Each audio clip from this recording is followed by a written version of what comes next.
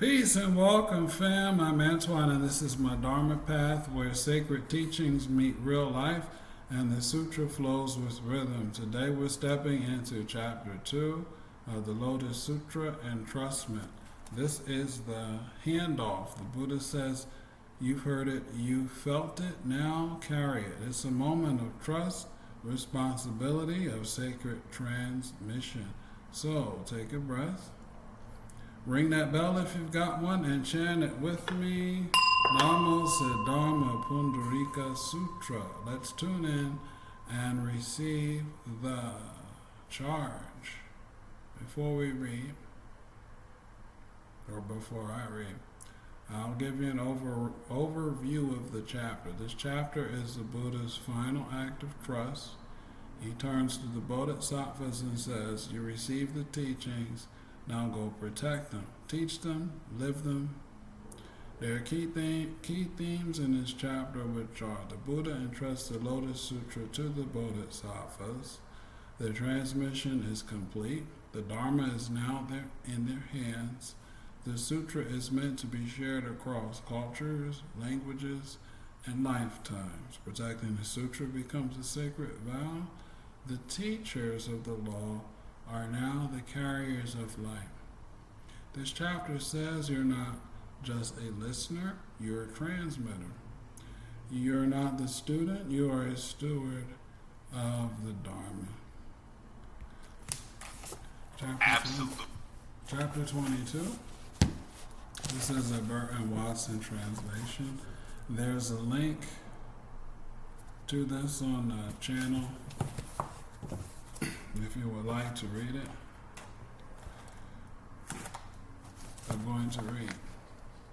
At that time, Shakyamuni Buddha rose from his Dharma seat and, manifesting his great supernatural powers with his right hand, patted the heads of the immeasurable bodhisattvas and mahasattvas and spoke these words: for immeasurable hundreds, thousands, 10,000s, millions of asmaka kalpas, I have practiced this hard to attain law of anuttara samyak sambodhi.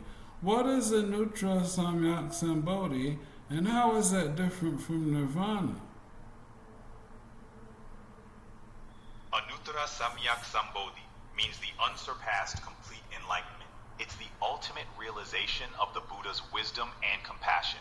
While nirvana refers to the cessation of suffering and the cycle of rebirth, Anuttara Samyak Sambodhi describes the attainment of full awakening and the perfect understanding of the truth, which the Buddha then shares with others.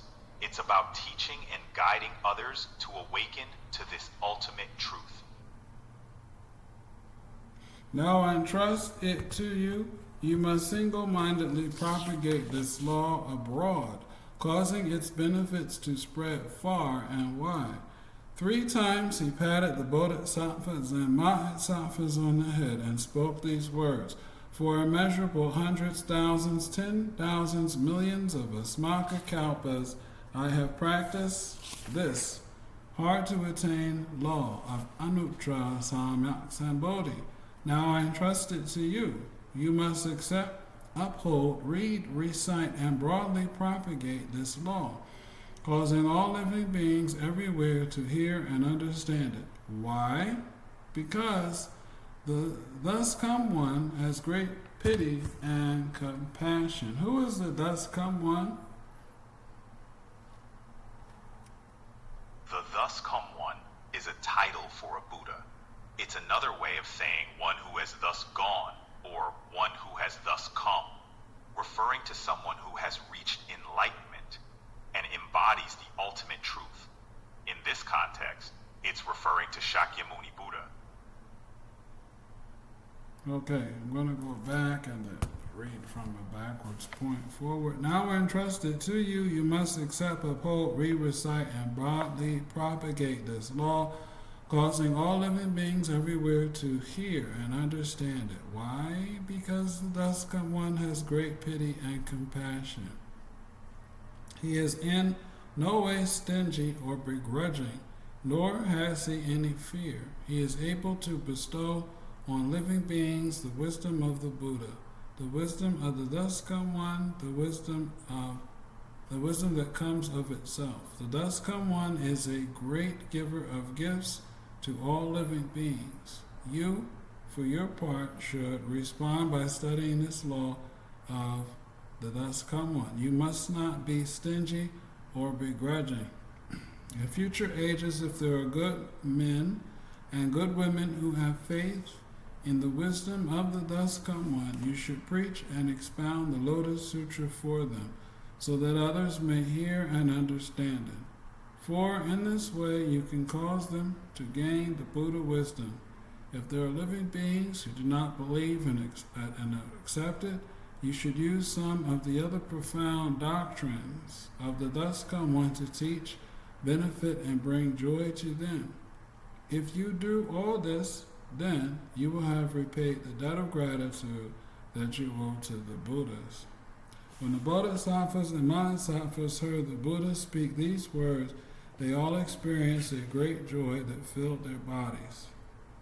With even greater reverence than before, they bent their bodies, bowed their heads, pressed their palms together, and facing the Buddha, raised their voices in unison, saying, "We all respectfully carry out all these things just as the world-honored one has commanded. We beg the world-honored one to have no concern on this account." The multitude of bodhisattvas and mahasattvas repeated these words 3 times, raising their voices in unison and saying, "We will respectfully carry out all these things just as the world-honored one has commanded. Therefore, we beg the world-honored one to have no concern on this account." What is a mahasattva and a bodhisattva, and how are they the same or different?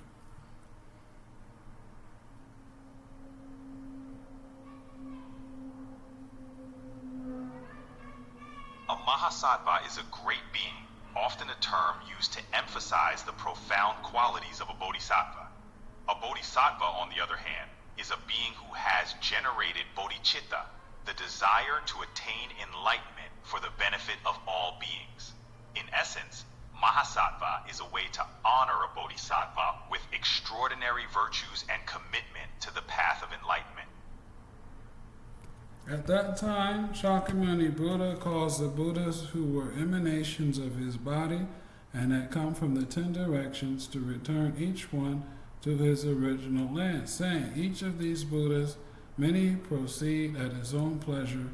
The Tower of Many Treasures Buddha may also return to his former position." When he spoke these words, the immeasurable emanation Buddhas from the 10 directions who were seated on lion seats under the jeweled trees, as well as Many Treasures Buddha, superior practices, and the others of the great multitude of boundless asmakas of bodhisattvas, Sariputta and the other voice hearers, and 4 kinds of believers, and the heavenly and human beings, asuras and others in all the worlds, hearing what the Buddha had said, were all filled with great joy. That's a rich passage from the Lotus Sutra, illustrating the harmony and unity among all Buddhas and bodhisattvas. It underscores the interconnectedness of all beings in the spread of the Dharma. Is there a particular aspect of this that stands out to you? Alright, that's chapter 22.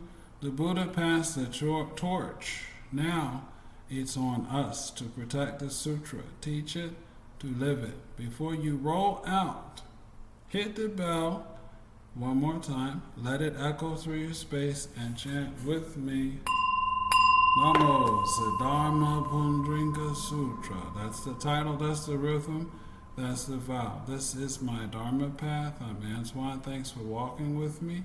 And until next time, keep your breath sacred, your voice steady, and your blessings flowing in. Or something like that.